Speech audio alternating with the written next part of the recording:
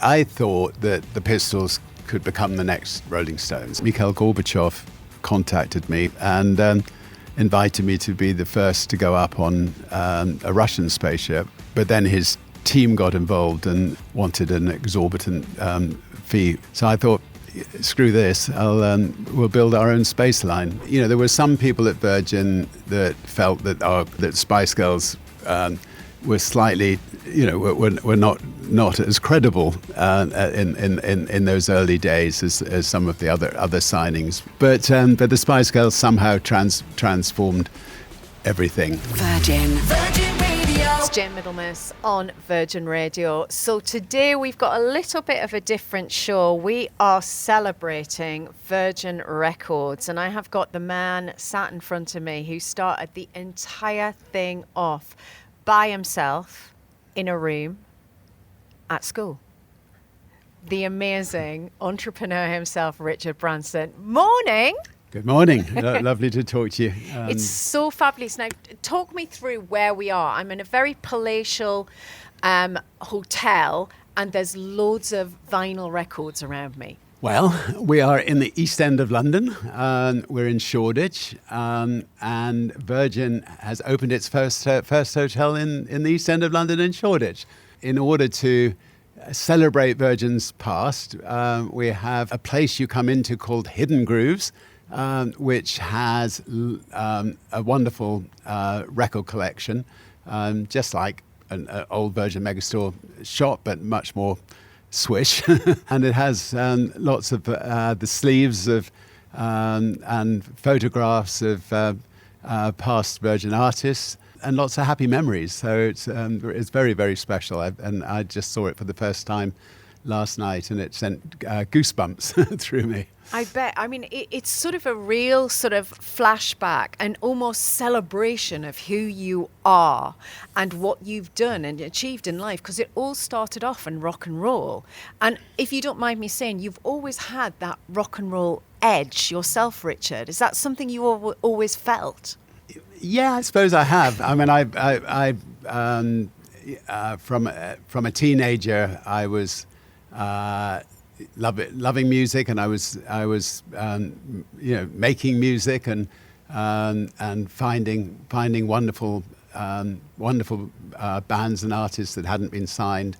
I think the rock and roll side of Virgin has maybe run through even into our airlines and other businesses. We know that people want to have fun, they want to enjoy their experience, and our wonderful teams make sure they do. Yeah. And obviously, Virgin Radio is another aspect of trying to create something that people can enjoy listening to. So, Don't You Want Me, Human League, was a really interesting song for Virgin Records, because I've heard a rumour that it was a song that sort of, it launched you in a way. It stopped you from sort of, you were in trouble, and then that came along and saved Virgin Records. Would that be the truth? Yeah, I mean, there's lots of times in my life that we've gone through, periods where, we all sit around thinking, ouch, we've got problems. And fortunately, Phil Oakey went into a bar and fell for this girl in the bar, and she had no interest in him. So he went off and wrote this song, what a beautiful song. And the song exploded, the Human League exploded, and on the back of the Human League success, I think Simple Minds then had a massive hit, and UB40 and others, followed. So, so it was an important time, but it was a great song. I heard that you bought him a motorcycle as a celebration. Is that true? It is true. He loved. Unfortunately, he didn't fall off it, so because a lot of people did in those days. But he the least he deserved was a motorcycle. So the manor, that was where a lot of these things took place. That was where you lived, and it was where there was a studio, I believe. Yeah, so up until the time we bought the manor, rock stars would have to go in to London studios where you'd have, a classical group will have worked from, say, 5 in the morning till 7 in the morning, and then the rock star got 7 o'clock until 11 o'clock, and then another classical group would come in at 11 o'clock to 5 o'clock, and this is not how rock stars work. Rock stars like to work all night. They like to leave their equipment set up. So we decided let's find an old house in the country where they could sleep all day, and they could do their music all night. And we found this 16th century manor house with an out building which we converted into a studio, and artists absolutely loved it. And pretty well every artist in the world, from Frank Zappa in America to Van Morrison. You name it, they came down to the manor, and the Queen and made Paul McCartney. So I'm getting flashbacks as I'm talking to you, and made wonderful music there. Who was the most rock and roll hanging out at the manor? Was it you? Who was the most rock and roll? Let me think. I mean, obviously the Rolling Stones were pretty much the epitome of rock and roll. Yeah, that's what I thought. I want to take you to the moment when Janet Jackson was the biggest female artist on the planet. You want to sign her. And how do you go about doing that, please? Well, I will take issue with you on your opening statement. Okay, please do. Janet Jackson wasn't signed when we Really? First went to sign her, but we just felt we'd heard some music that she'd done, and obviously she had a pretty big name just because of her brother. And we thought we would try to get her try to sign her, and she came to England to see us. I took her out to Oxford. I'd recently learnt to fly a hot air balloon in order to try to fly around the world in a hot air balloon, didn't tell her that it was recent that I'd learned to fly a hot air balloon, but said that I would love to take her up for a ride over the English countryside. And I have here a picture of the two of us in the balloon, all those years ago. And let me just show the camera here. Anyway, we took off, and we had a beautiful flight over the English countryside, where I took her up to about 10,000 feet and said that, look, I know you're quite petite and small, but you would do just fine as ballast. What's ballast? Ballast. You drop sand over the side. And so I said, here's the contract. You're going to have to sign to Virgin, and otherwise, we may have to use you as ballast, with a big smile on my face. Anyway, she did sign, and her first album sold, I can't remember, 15 million or something. I mean, it was an enormous selling album. Wasn't it? Was it Control? Yeah. That was an amazing album, Richard. And we sort of got two for the price of one, because she had a wonderful choreographer who worked for her. Paula Abdul. And Paula came and saw me one day and said, is there any chance you would sign me as well? She said, Janet will not be best pleased. But when I heard what Paula was wanting to do, we thought we'll have to put up with Janet not being best pleased, and we signed Paula, and Paula almost outsold Janet Jackson, And Janet was not best pleased initially, but she was fine with it. That was a great single, Straight Up Now Tell Me, by Paula. Yeah, fantastic. She was another incredible star, and the two of them together were formidable. That is unbelievable, because so you basically were responsible for Janet Jackson becoming the biggest female artist on the planet. Yeah, I mean, Virgin Records. I just want to make it very clear. I would do the icing on the cake. 99.999% of everything at Virgin. We just got it. We had a fantastic team of people led by Simon Draper, and that did all the heavy lifting, and without them, Virgin would definitely not have existed. So, I always think that you sprinkled the glitter, though. You were the one that sort of attracted the artists. You know, the hot air balloon story, for example. You know, you were the one that they would go to and think, this person I can be myself with. I can do what I want to do, and they will understand me. Would you think that would be correct? Yeah, as I say, I think I was the final bit of icing on the cake, but before generally I got involved, there was lots and lots of work done by the teams at Virgin. Of course. Now, how do you know, though, when you see a band, how do you know that you want to sign them? Because I heard Simple Minds, you saw them as an unsigned band in Glasgow. What is it when you sort of see a band and you think this could be something? Simple Minds, I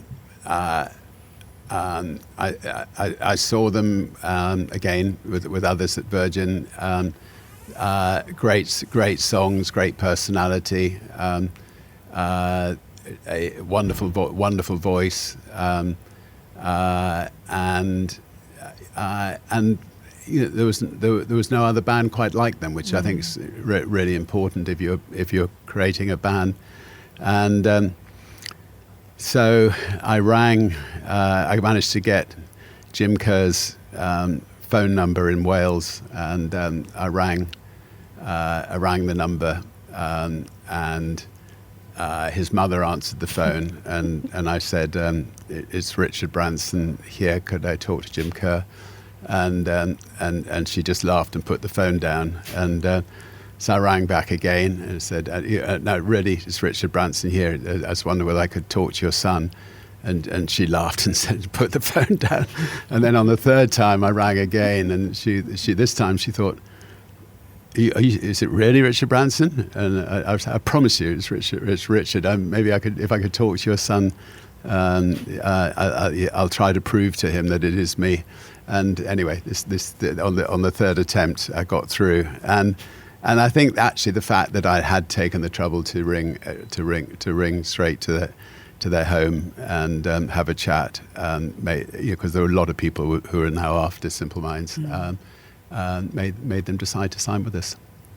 It's just like story after story, Richard. I mean, it's just, you know, you were synonymous, Virgin Records was synonymous for some of the biggest bands of that era, you know.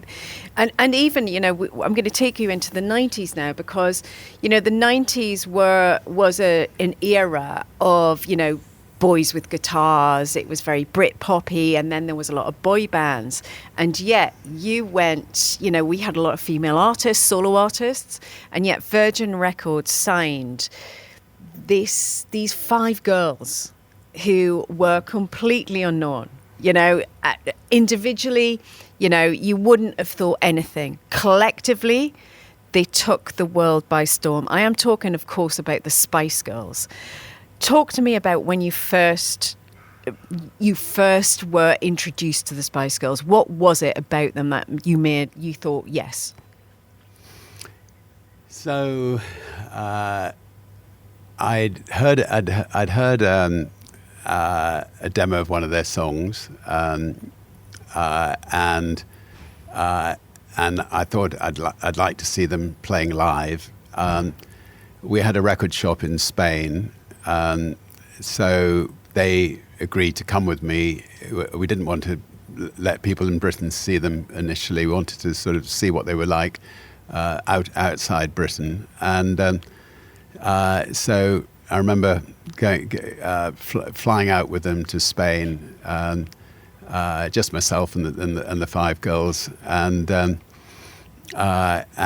saw them playing in the record shop, and it was electric. And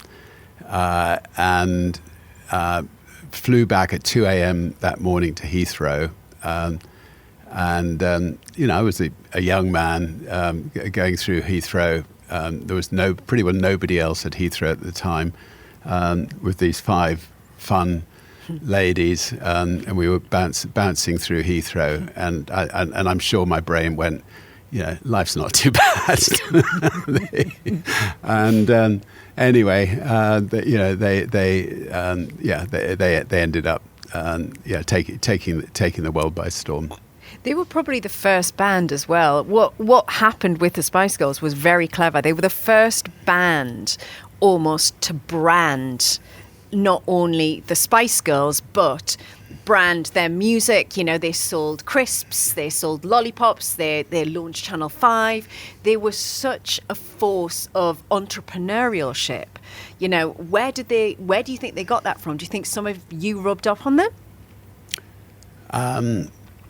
I honestly don't know. I mean, I think, there were some people at Virgin that, felt that the credibility of, Simple Minds or Human League or Orchestral Manoeuvres in the Dark or the Rolling Stones or whatever, that Spice Girls were slightly, were not as credible in those early days as some of the other signings, and some of them maybe frowned a little bit at it, because we had the people who ran our record labels, were definitely slightly music snobs, but the Spice Girls somehow transformed everything, and I think even those music aficionados ended up loving the Spice Girls. I completely agree with you. Back in the day, I was doing music shows for the BBC, and I remember I was an indie chick, and I was like, five girls, like this. And I go to Paris, Disneyland Paris with them, and I meet them, and I met them in an airport, and I just went, whoa. And then I spoke to them, and I just thought, no, this is something completely different. Yeah. But it was the music as well, because it wasn't, they had a hand in the songwriting.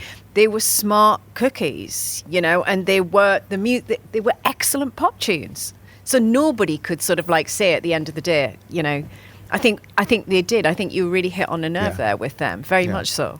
No, it's and they've obviously individually gone on to do great things. I know. It's Victoria Spell, a very good businesswoman. Yeah. I want to take you to Anarchy in the UK, the Sex Pistols. In the 70s, I believe you signed them from EMI. What was that like? What was it like when you met the Sex Pistols? So I saw them again at the 100 Club and loved them. But EMI had already just got in and agreed a contract with them. And so after I saw them, I rang the chairman of EMI and said, look, if you want to get rid of your embarrassment, give me a ring. And I got a curt message back saying, we're quite happy with the Sex Pistols. That night they went on the Bill Grundy show, and there were quite a lot of expletives issued, and I got a call back later that night from the chairman of EMI saying, please come in at 6 o'clock the next morning, you can have them, and we'll have the contract ready to hand over to you. So 6 o'clock the next morning I went to Manchester Square, and he handed over the contract to us. Malcolm McLaren was waiting there. We all shook hands. Malcolm McLaren is completely Machiavellian. He left that office and then went and signed them to A&M. No. That afternoon, the Pistols arrived at A&M. They threw up all over the desks. They wrecked the office, and Malcolm McLaren comes cap in hand to us that night, having got 2 massive checks from EMI and A&M, which he was able to keep for the Sex Pistols, and says. That okay, you're the only label left. We'll sign with Virgin, and so we were, I think, more of the same age as the Sex Pistols, and we didn't care a damn, what the Sex Pistols did, and so they could be, so McLaren could be as Machiavellian as he wished with us, and not have us want to drop the band, and the Sex Pistols really helped, propel Virgin into its next stage. And I think, people like the Rolling Stones and others, Genesis, Phil Collins, others could see, our promoting skills in really putting the Sex Pistols on the map, and that attracted many bands in the years to come, and then there, of course, there was the very famous court case. The Nottingham police took us to court for the word bollocks. Never mind the album title. Yeah, never mind the bollocks. Here's the Sex Pistols, and they thought that the word bollocks was a derivative of balls, and Reginald Maudling, who was a QC at the time, represented us and asked me to ring a linguistics expert in Nottingham to find out what the word bollocks really meant. And so we got through to this guy at Nottingham University, the professor of linguistics, and said, we're being prosecuted for the word bollocks. And he said, what a load of bollocks. Bollocks is nothing to do with balls, and it's actually a nickname given to priests in the 18th century. So the literal meaning of the album is never mind the priest, here's the Sex Pistols. But because priests sometimes in those days spoke a load of rubbish, you could call it never mind the rubbish, here's the Sex Pistols. So we went to court. Oh no, that's right, one very important factor. He said, would you like me to come to court? And I said, that would be wonderful, thank you. And he said, well, look, this is just very strange, but I happen to be a linguistics expert, the linguistics professor at Nottingham University, but I happen to be a priest myself. Would you like me to wear my dog collar? So we had a linguistics expert with his dog collar, saying that the literal meaning was never mind the priest, here's the Sex Pistols. But Richard, we are talking about an album that literally changed the face of music in the UK and across the world. The punk movement was born really from that album. Were you aware you were making history when, they were in the studio and, this was all happening? I think that I thought that the Pistols could become the next Rolling Stones. I mean, the outrage about the Sex Pistols was the same outrage that happened when the Rolling Stones first burst onto the scene, and I was hopeful that their career could go on as long as the Rolling Stones. Sadly, obviously, they imploded, and Sid Vicious was a sweet lad. I mean, John Lydon's really sweet as well. John, he won't necessarily want to hear us calling him sweet. No, absolutely. He said that to me. He said, "Don't tell anyone." but all of them were really nice lads individually, and a lot of the persona of the Sex Pistols was more McLaren's manufacturing of it, and Westwood's clothing, and Vivienne Westwood's brilliant clothing. She also did Virgin Atlantic. Did she? The dresser, the outfits. Yeah, in the early days. Did. So she was brilliant, and then John Lydon and McLaren fell out, and so it was a wonderful sort of like one-off wonder, which and it was a fascinating time at the time. Tell me about Space Oddity, David Bowie. Why did you choose that? So we got into making films in 1984, and the first film we made was George Orwell's book, 1984. We turned it into a film with Richard Burton and John Hurt, and it's a brilliant film, says he, immodestly. But we used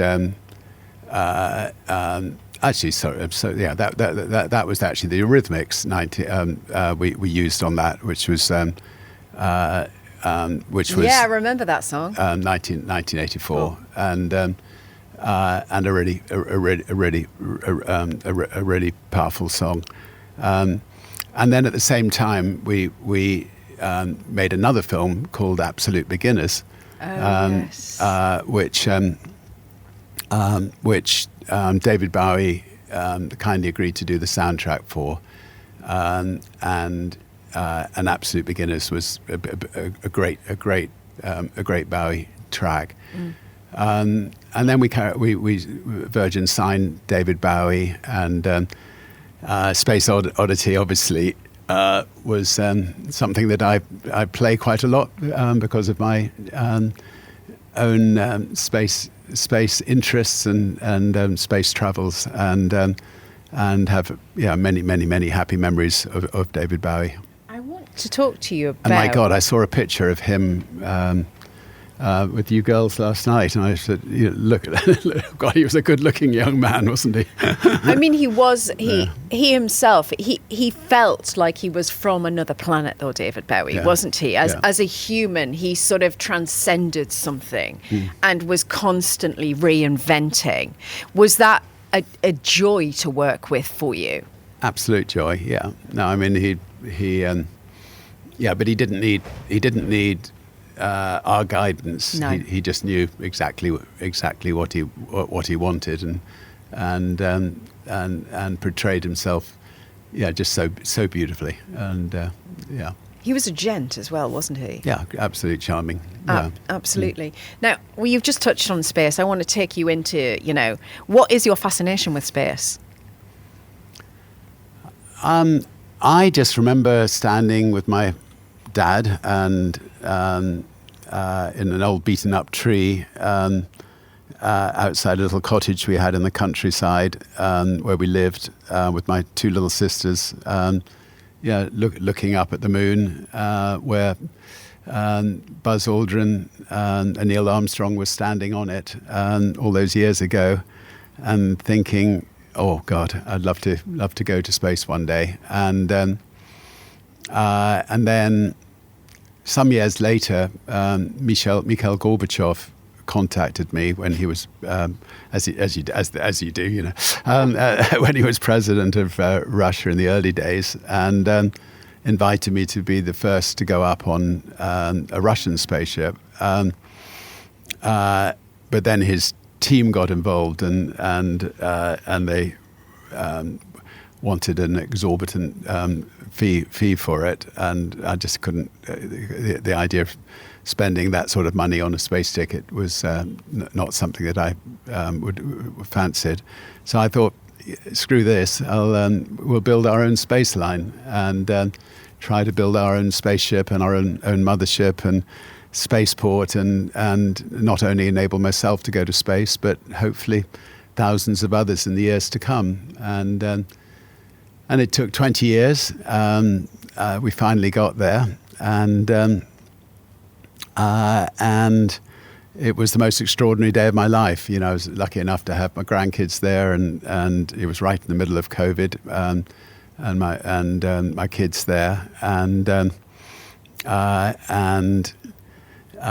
my grandson, who was 6 at the time. They all 5 grandkids know that I was a pirate dumped on this island in the Caribbean when I was a teenager, and that I built the island with my own hands. So they've always known that their granddad was a pirate once. And my grandson pulls me down to him and goes, Papa, do you know you're going to be the first pirate ever to go into space? And anyway, and then when I came back from space, Papa, did you see any aliens up there? And so it's everything about that day was extraordinary. Richard, it has been a joy and a pleasure chatting music and your life with you today. There has been so many different adventures in your life. If you could say the one thing when you look back on your life you're most proud of, what would it be? Choosing the right lady. I think it's just key. And we're 50 years together in February, and we're still in love, and that has really helped hold everything together. So very extremely lucky to find the right partner. Love is always the answer. Yeah, thank you. Richard, thank you so much. It's been a joy. And yes, thank you. It's been brilliant. Lovely. Thank you so much.